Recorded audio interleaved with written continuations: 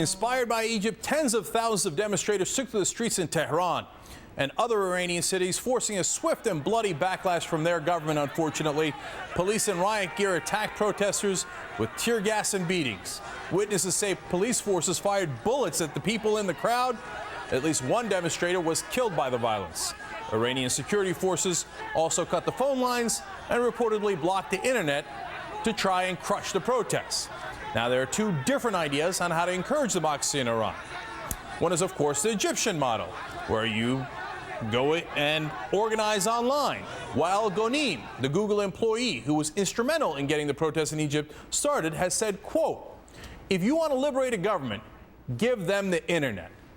It's impossible for me to agree more with that. That is obviously what worked in Egypt, and it was nonviolent. It happened in 18 days. Now, you compare that with the Iraq model, where we bomb, and what happened?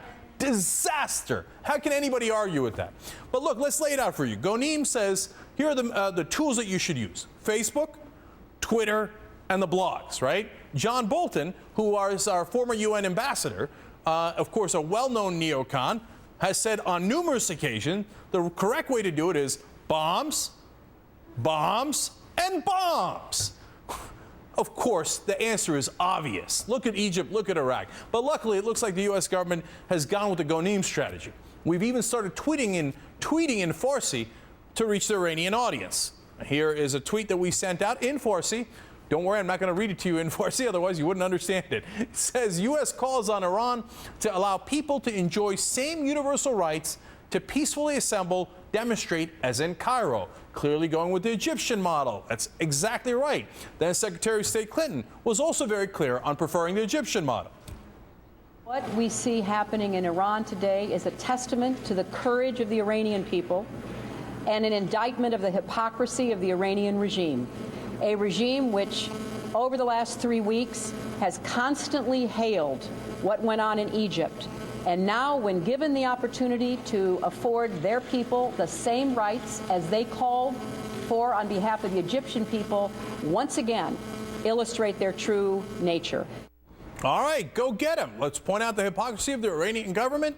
Let's give the people the tools to be able to organize, and then they do whatever they do. Then it's not up to us. It's in their hands. Now, unfortunately, that was the good news. The bad news is in President Obama's budget that was just unveiled today, they cut $1.84 billion from the Economic Support Fund, which helps countries move toward democracy. Oops. I wouldn't have gone in that direction. But look, let me tell you the final thing on why this can work. In Egypt, the population is 80 million, right? 60% are under 30. In Iran, the population is 76 million, very similar. 66% are under the age of 30, which means, just like in Egypt, we've got the young, they're online. That's why Iran cut the internet, because they're scared to death of the internet. We can reach the young in Iran. They can do the same thing as they did in Egypt. But some neocons in this country think bombing is the better strategy, which is clearly mental. Now let me bring in a well-known neocon to see where he stands. Joining me is Frank Gaffney. He's a former Assistant Defense Secretary to President Reagan. He now has the Center for Security Policy. Frank, first let me start with Iran. I'm curious, I don't know where you stand on it. Do you still think the neoconservative strategy as laid out by former Ambassador Bolton of bombing is the right way to go, or do you realize, no, Egyptian model is better? I think all of us have hoped for a long time, Cenk, that we would be able to help the people of Iran liberate themselves.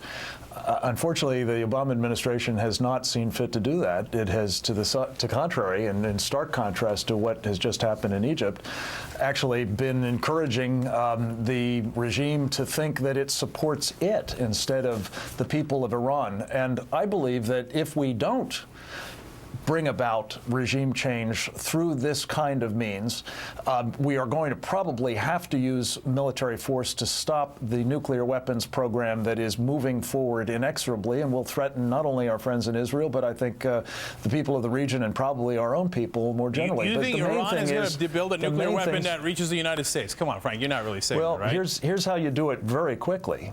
and they've tested this capability, Cenk. You put a missile with a nuclear weapon on a ship. They don't have the nuclear weapon as far as we know just yet, but they have launched missiles from ships. You bring the ship close to our shore, you don't need a long-range ship. What ship is going to get close to our waters? Frank, are you serious? They're going to build a ship that gets close to our water, and they're going to launch a nuclear missile from that ship? What, in the year 2030, 2080? No. What time frame are you talking about?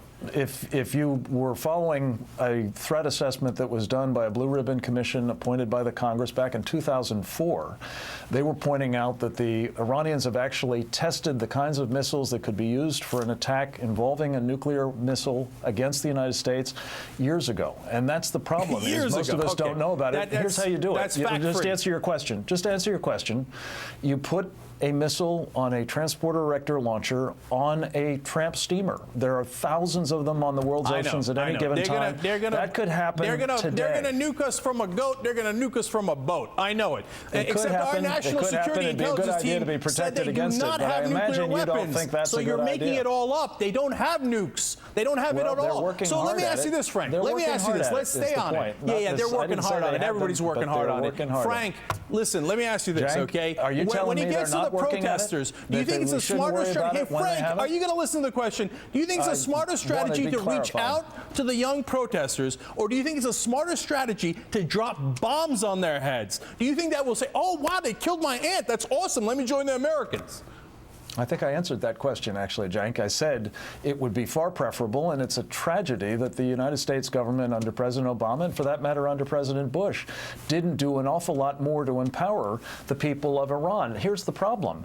The government in Iran is not like the government that we helped bring down in Egypt. It's not on our side. It is, as we saw today, willing to use violence against people extensively and repress them. So dropping bombs on the protesters is what you would go to? No, I certainly didn't say that, and I don't think it's fair to even suggest it. But you're saying, if it doesn't work, that if the youth people movement doesn't work, Iran in the beginning, unable, you're going to say bomb Iran, right?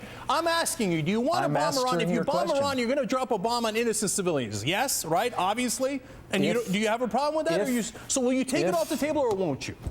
I would not take it off the table if the alternative is having an Iranian regime that seeks our destruction armed with nuclear weapons. But if we can bring about regime change, and here's the point, it's not just Facebook, my friend. The United States government has lots of means at its disposal, some of which we saw them use against the Mubarak regime, which had been friendly to us for some time. Those should be applied to the Iranian regime instead of what we've been doing, which is propping them up. We totally agree on that. Totally. But it hasn't been done. Propping up the Iranian regime. We That's absolutely ridiculous. Look at what I just told you in the intro. The President of the United States has withheld any kind of material support for the people of Iran since they started by the millions demonstrating in the streets. Frank, you have these theories about jihadists, and they're all over the world. This is a fact. So how about in Egypt, the protesters? Were you on their side? Did you want democracy? Yes or no? I'd love democracy. I don't want to see it bring the Muslim Brotherhood to power, and I'm afraid that's what's likely to happen. So you only like the democracy where your guys win. You don't like the democracy where the people actually vote. I'm looking out for the interests of the United States and having the Muslim Brotherhood in control of the Suez Canal, having it So you don't like democracy if it brings in Muslim Brotherhood or any other group you don't like? Look, if it brings in Hamas as it did in Gaza, I don't like that. If it brings in Hezbollah as it's done in Lebanon, I don't like that. You only like guys on your side, so you like puppets. You don't like democracy when it produces democracy, not one man, when it one produces vote, democracy one time. With leaders you like. Cenk, no, if it's not a democracy, if you get in a Hamas or a Muslim Brotherhood group that is never going to allow people to vote again. It's not your election, it's their election. They vote once, listen, they don't get to vote them out. That's the point. Muslim Brotherhood would not win in Egypt. They only poll at 15%. Do you disagree with that? That's a fact. They poll at 15%. I disagree when it's a circumstance like this because the most ruthless, the most disciplined, the most organized people tend to win in this kind of circumstance. I'm afraid the Brotherhood will come in either directly or shortly as a result of this kind of vote. How are they going to control the military? How would they ruthlessly gain control of the military when they're not in the military? How would they win in a democracy with only 15%? Well, because they had 15% when they were being suppressed by the Mubarak regime. We'll see what they actually get. The polls, as you probably know, Cenk, suggest that the Egyptian people are overwhelmingly in favor of Sharia law. And if that's the case, you may have both the military and the in the family so-called law, democratic votes Christians apply resulting Christian in law, something Muslims that's going to apply be pretty Muslim law awful. in Egypt. Everywhere else, it is totally and utterly secular. Christians so that is are not being true in the brutally least bit. murdered in Egypt by those who adhere to Sharia, Cenk. I'm sure you know You're that. taking, you know, there's how many murders there are in America, so you're blaming the U.S. government for all those murders? No, the question is, what is the law? I'm blaming those who adhere and the to law Sharia in for Egypt killing is Christians secular, and you all know over it. the world. The law in actually the law in Egypt is Sharia adherent. It's just not enforced, but it will be if the Brotherhood comes to power. It's just simply not true. Check it Frank out. Gaffney, Check we're the out of time. Constitution out. Yeah, I've checked it out plenty. I'm hoping you do likewise. Thank you for joining us, though.